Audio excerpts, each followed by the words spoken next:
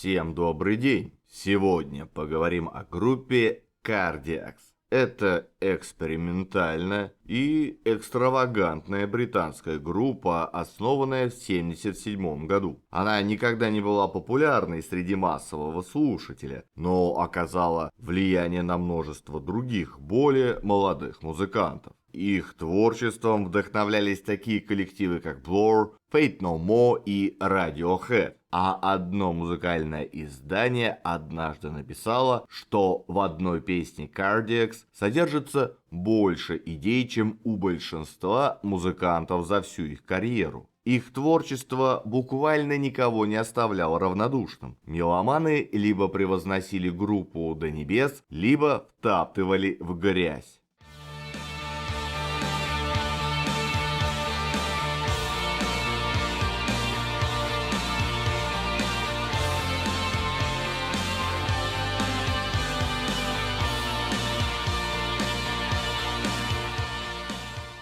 Группа была основана братьями Тимом и Джимом Смитом. Прототипом их будущей группы стала инструментальная безымянная группа, основанная в 1975 году братьями-подростками. Тим играл на гитаре, а Джим стал басистом. В 1975-м Тим познакомился с барабанщиком Марком Коутра и клавишником Дэвидом Филпотом. Звук синтезатора Филпота в какой-то степени и определил само звучание группы. Отыграв свой первый концерт, они решили сменить название, и уже ко второму они были известны как Cardiac Arrest. И конец 70-х для группы прошел чередой концертов, записей различных демок и небольших кадровых перестановок. В 79-м их вокалист Майкл Пью покидает группу, и с тех пор Тим Смит является основным вокалистом. В 80-м в группе появляются сразу два новых участника. Тим Кью взял на себя перкуссию и контрабас, а Сара Кац взяла на себя саксофон. И вскоре выходит их дебютный альбом. Но качество записи было очень низким. Ради издания альбома группа собрала столько старых кассет, сколько у них вышло найти, и записала все поверх них. Купить копии альбома можно было только на концертах группы. Отдельно стоит отметить, что тогда группу особо сильно тянуло к панк-стилистике.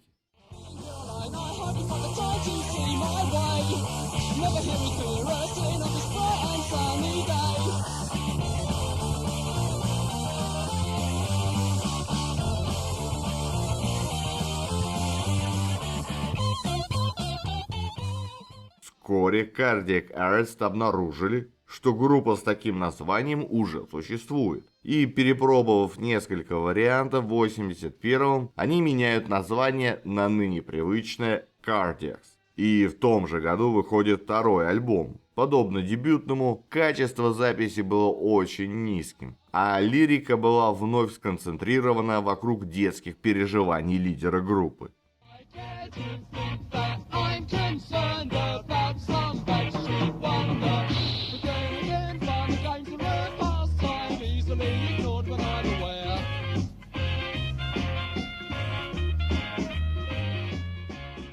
После череды изменений в составе Тим и Сара поняли, что не могут друг без друга, и в 1983 году поженились. И как раз третий альбом ознаменовал еще один переход, теперь к более хорошему качеству записи и усложнению музыки. Отдельно стоит отметить, что альбом издавался и переиздавался во множестве различных вариантах, с разными обложками, количеством песен и альтернативными версиями некоторых песен. Интересно, что при записи песни «Is This the Life» во время гитарного соло кто-то в студии хлопал дверьми, и чтобы убрать звук двери, в песне присутствуют короткие паузы. А в следующем году они выступали на разогреве у популярной в те годы британской группы Marillion, что ощутимо повысило их известность, но при этом фанаты самих Marillion восприняли их преимущественно негативно. И Cardiacs из-за этого пришлось даже отказаться от участия в последних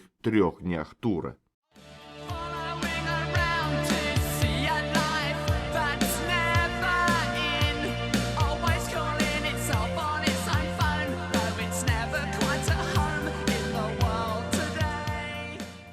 Вскоре Тим с Сарой и с Уильям Дереком Дрейком основывают сторонний проект, чтобы играть более легкую музыку, чем основная группа. Тим Смит и Билл Дрейк познакомились в 1983-м. Смит, который к подростковому возрасту научился читать ноты с листа, несомненно почувствовал родственную душу в классически обученном Дрейке и был заинтересован в изучении расширенных возможностей, которые могли принести его участие. Дрейк, с другой стороны, полюбил музыку, которую Смит впервые представил ему, но изначально не знал о странном сценическом облике Cardiacs.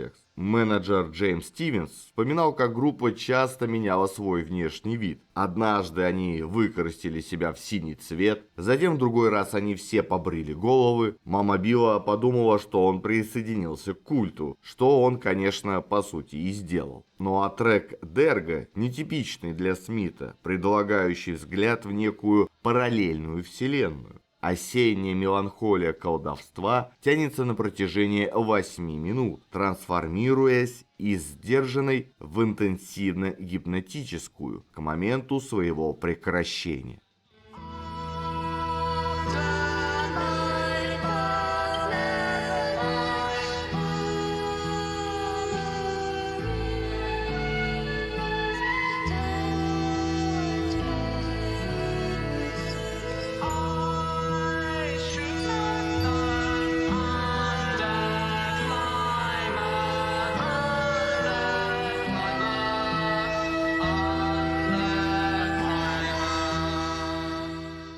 В 1985-м выходит сингл, содержащий 4 песни. Но, что более важно, его расширенное издание, помимо постера и прочих бонусов, содержало первый видеорелиз. Кассету, на которой было 3 клипа и юмористическая постановка от участников группы. И получился не просто сборник клипов, а скорее короткометражный 20-минутный фильм.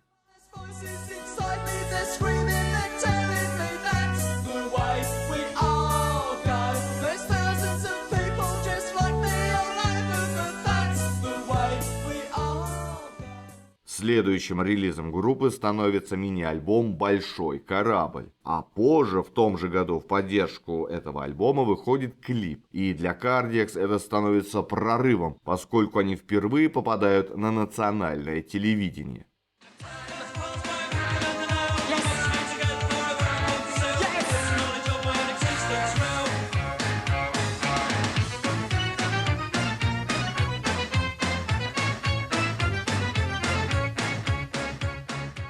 Четвертый альбом вышел в 1988-м. Для него были перезаписаны многие предыдущие песни, ведь этот период стал временем, когда они имели наибольшую популярность среди широкого слушателя. В Британии альбом вошел аж в топ-10 релизов независимых музыкантов. Впрочем, основные годы активности группы музыкальные СМИ не особо хорошо относились к творчеству группы. Даже на пике популярности им досталось немало негативных отзывов от музыкальных изданий. Ну, а вскоре выходит еще один сингл на внеальбомную песню «Susanna Still Alive», которая является кавером на песню другой британской группы Kinks.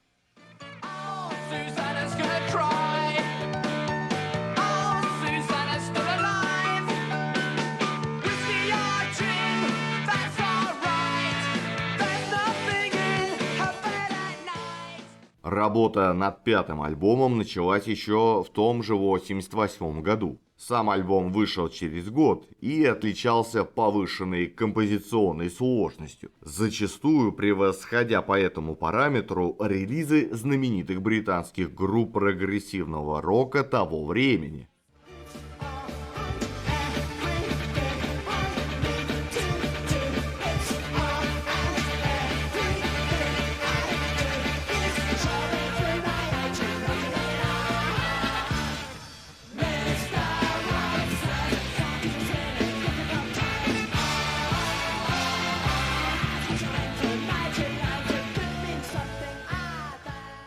В 1989 год принес группе не только один из лучших ее альбомов, но и окончание их классической эпохи. Началось все с того, что Сара рассталась как с Тимом, так и с группой. Но, несмотря на подобный поворот событий, Тим и Сара иногда все же играли вместе. Спустя год из группы уходят и Тим Кьюи, и Вильям Дрейк. И подобные изменения отразились и на музыке. Из живых выступлений полностью исчез саксофон, на концертах стали использоваться только заранее записанные партии клавишных. От перкуссии и дополнительного баса тоже отказались. И в этом же году выходит сборник, состоящий из ремастеринга части песен с первых двух альбомов, а также некоторых ранее неизданных демок.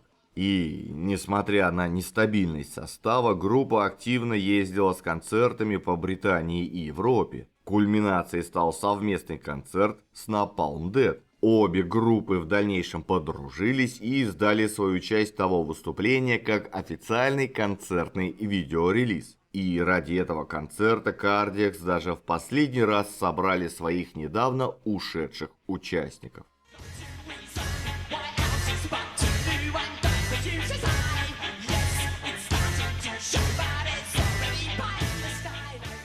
А если вам нравится ролик, не забудьте подписаться и поставить лайк. Если хотите послушать музыку, заходите в мою группу ВКонтакте. Там я собираю все треки из роликов. А в своем телеграм-канале я делюсь впечатлениями при их создании. Все ролики я делаю самостоятельно в свободное время после работы на чистом энтузиазме. Поэтому, если вы считаете, что мой труд достоин поддержки, помочь мне вы можете через сервис Boosty. Также веду страницу на Яндекс.Дзене. Если пользуетесь им, буду рад видеть вас и там. Все ссылки оставил в описании под видео. Но, несмотря на сокращение состава до квартета, в 92-м группа также активно гастролирует. Отдельно стоит отметить, что у них на разогреве играли будущие легенды Radiohead. Вскоре вышел уже 6-й альбом. Несмотря на уход из группы, Сара сыграла партии саксофона на большей части песен альбома. Вильям Дрейк тоже засветился на нем в качестве сессионного музыканта и сыграл на собственноручно изобретенном инструменте телевизионном органе. На альбом возлагались большие надежды, однако группе не повезло с релизом альбома. Впервые за свою карьеру они записывались не в собственной студии, а на коммерческом лейбле. И вскоре после релиза лейбл обанкротился, что не только создало проблемы в распространении альбома, но и погрузило группу в финансовые долги.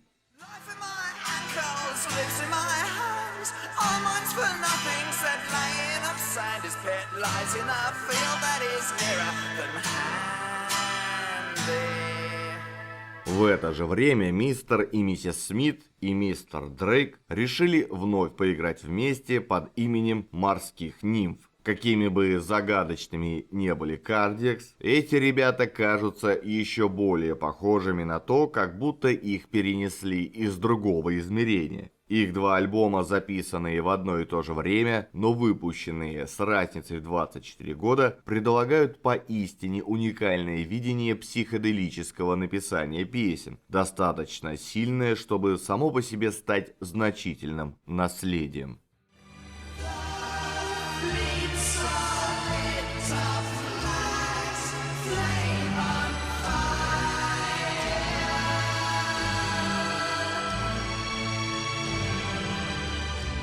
Следующий альбом вышел в 96-м. Он стал единственным двойным альбомом группы, причем издавался он как и по два CD вместе, так и по раздельности. Сара вновь в качестве гостя сыграла партии саксофона. Отдельно стоит отметить и сессионное присутствие будущего члена Cardiacs, вокалистки Клэр Лемон. Изначально музыкальные критики восприняли этот альбом в штыки, но спустя годы многие из них стали называть этот альбом лучшим альбомом группы.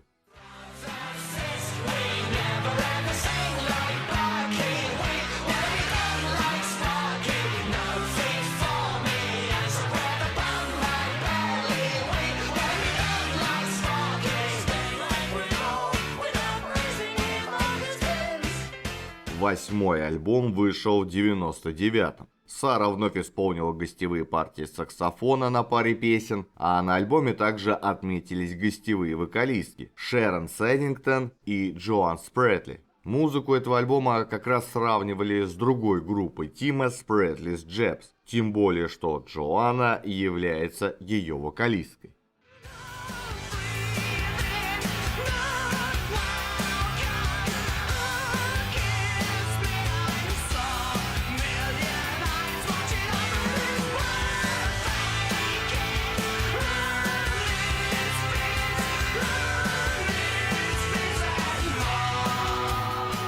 Spratly's Jabs изначально появились во время затишья в деятельности Cardiacs, во время которого Тим Смит хотел попробовать что-то новое. Известно, что проект группы был вдохновлен звуком неисправного меллотрона, который Тиму Смиту одолжил один его друг. Spratly's Jabs выпустили один альбом в 1999 году, который продался всего несколькими сотнями копий, и группа никогда не исполняла свой материал вживую, прежде чем впала в бездеятельность.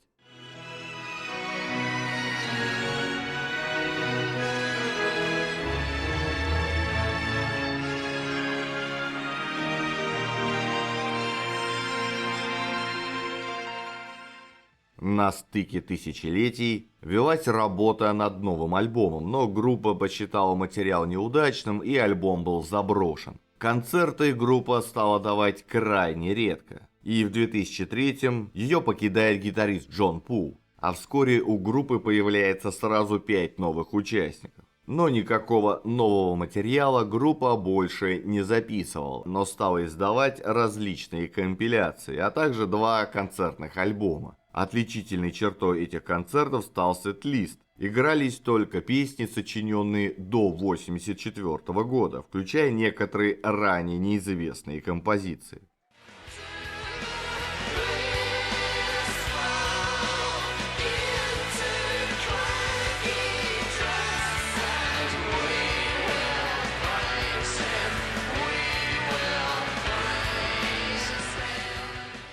В 2008-м Тим Смит сходил на концерт, после чего у него случился сердечный приступ. Состояние Тима было тяжелым. Приступ спровоцировал повреждение мозга из-за недостатка кислорода, что вызвало редкое неврологическое заболевание дистония. Деятельность группы была полностью поставлена на паузу. Ровно год не было никаких новостей о состоянии Тима, пока в 2009-м не объявили, что ему требуется дополнительная физическая реабилитация. Но вскоре стало понятно, что это может занять очень много времени. Через год уже было объявлено о том, что Cardiacs больше никогда не будет играть вживую. Через несколько лет Смит описал свое состояние так. Представьте, что вы носите обтягивающий комбинезон из сетки вокруг себя, и электрические импульсы идут постоянно. Вот что чувствует мое тело, пока я не засну.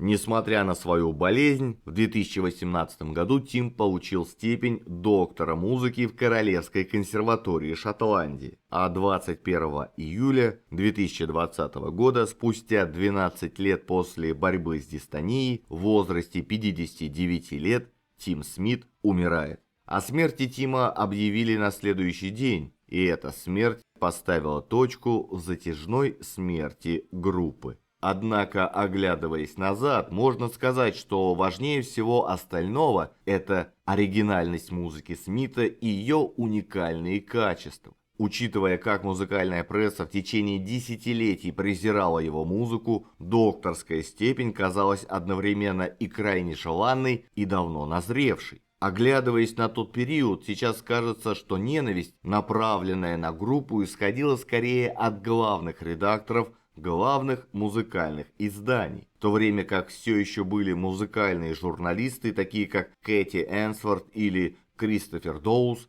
которые были в восторге от группы и хотели писать о ней. А Шейн Эмбери из Napalm Death однажды сказал: «Я думаю, что Cardiacs — это группа, которая, если вы ее понимаете, вызывает огромную бурю эмоций, а некоторые из их песен для меня совершенно удивительны».